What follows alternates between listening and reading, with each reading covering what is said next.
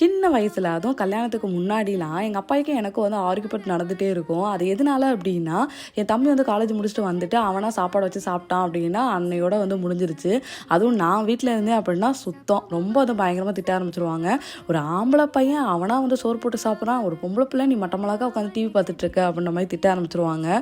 நான் வந்து சொல்லுவேன், ஏன் ஆம்பளை பையனாக இருந்தா அவனே சாப்பாடு போட்டு சாப்பிட வேண்டியதானே, இதில் என்ன இருக்குது அப்படின்ற மாதிரி நான் வந்து சொல்லுவேன்.